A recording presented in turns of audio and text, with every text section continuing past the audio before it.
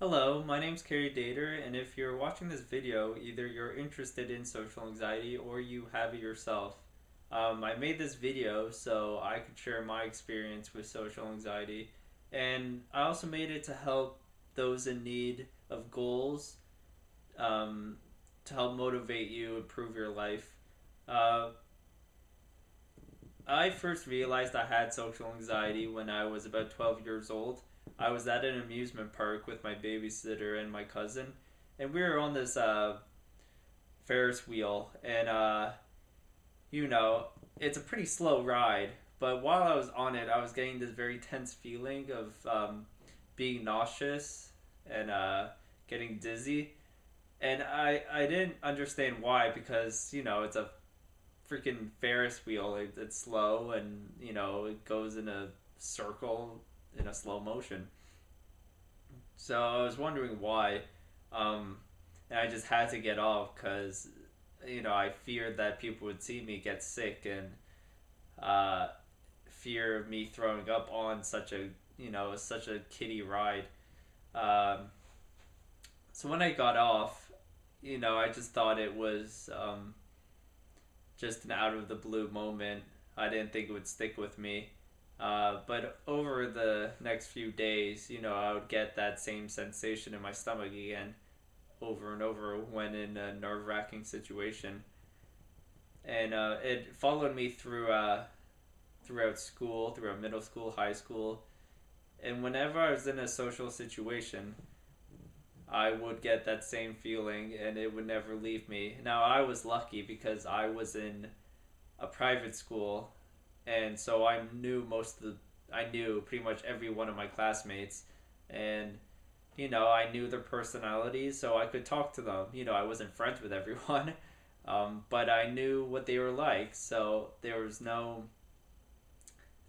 surprise factor, I would say. So that I could do well in.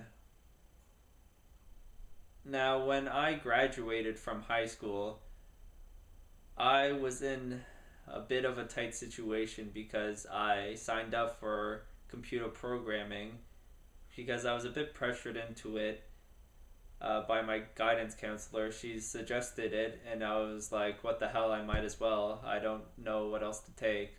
So I took it, and I didn't like it very much. It was very complicated, and to me, it was boring. I know to others, people love it, but to me, it was a bit slow paced. So I quit out, and I wasn't doing anything. So that's where my life sank to pretty much a whole new low. I was at home a lot. I feared to go outside, and I was just in a really bad situation. I would spend most of my time watching TV or playing video games and just hang around. And after that, without practice, my social life was going pretty much down the drain. I lost all my friends from high school, and it was really hard for me to actually get the opportunity to go out again and have those practice sessions that I really need. So I was getting very depressed, and like anyone in that has social anxiety, I began to fantasize of having a better life and doing things that I never really thought I can do, like getting a driver's license or even a G2. Um, going to a bar and just relaxing and having a drink, and it was it was pretty bad on me because I just thought I couldn't do it. It could never happen. So I spent most of my days just doing nothing at home, and that just made me more depressed, and it was just a terrible cycle. Now one day my dad suggests that I see a doctor, a psychologist. So I was like, why not? I might as well. So I go see him, and I tell him my pretty much my life story and my experiences with anxiety, like I'm doing right now. And it was all right. I didn't feel the sense of accomplishment that I usually do for something that big, for that big of a goal, but I still did it because I thought it would help. And after a few sessions of going back to the same doctor, he pretty much said, "Well, you shared your life story, Carrie, but there's nothing I can do for you. There's no miracle cure that I can just give you to help you." And my reaction was pretty much like, "What the hell, man? I just told you everything I could about me, and you didn't give me any advice or anything whatsoever." So I obviously didn't go back to him. And I continued my life. And then my dad suggested me another doctor, and I was having these hesitations because of the last one, but this doctor was like 2 minutes away, so I could easily just walk there. So again, I was like, "What the hell? I might as well." And it was pretty much the exact opposite with this one. Uh, it was a very comfortable environment. He was very understanding.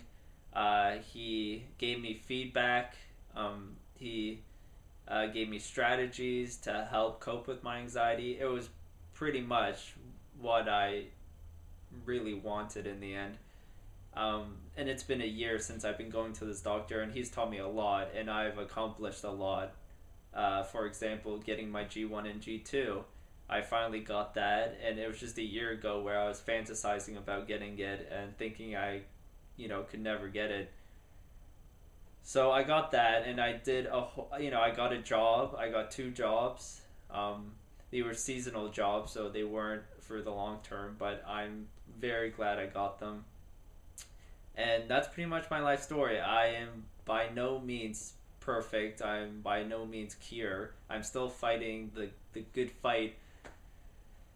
And I still have a long way to go. It's only been a year, but I can tell you this, that my life is a whole lot better. Uh, taking the doctor's advice and being with him, and him, helping me cope with everything that I have challenges with. And it's been a long ride, but it's still not over. So I thought I would make this video to maybe help share my experience, and maybe I could relate to you in some ways. I know when you have social anxiety and you're stuck and isolated in your house, it's not a good feeling at all. You feel comfortable there, but you still want to get out into the world, but you just think you don't have the strength to. And I know sometimes where you feel like you really can, and you feel confident, and you feel that, today I'm going to do something that I should have done a long time ago. And in the end, nothing really comes out of it. The next day you're depressed again, and you feel like crap, and you just have those moments. And it's such a shame because you feel like you can accomplish so much more, but you're just stuck in the situation. And so I thought I can give you some goals to help motivate you to get out of your, isolation. Now, the first goal of this video is go out and seek help. I want you to research something. Research a psychiatrist or a doctor near you who is willing to help you. Now, you don't even have to call him yet. All you have to do is research him. Ask around if your family knows about your social anxiety. That's all you need to do. Just research. Get their telephone number. You don't even have to call. All you have to do today is research. That's it. It's easy. You can do it in about an hour. And do what's comfortable for you. Do, the one nearest to you, or the one, or ask around, and, maybe someone has had a doctor and they recommend him to you. Do that. Do whatever it takes to get a doctor's number. And that's pretty much it for today. That's all you need to do. I'm glad you watched my video, and I'll probably be doing a lot more, and I hope you continue. Alright, thanks.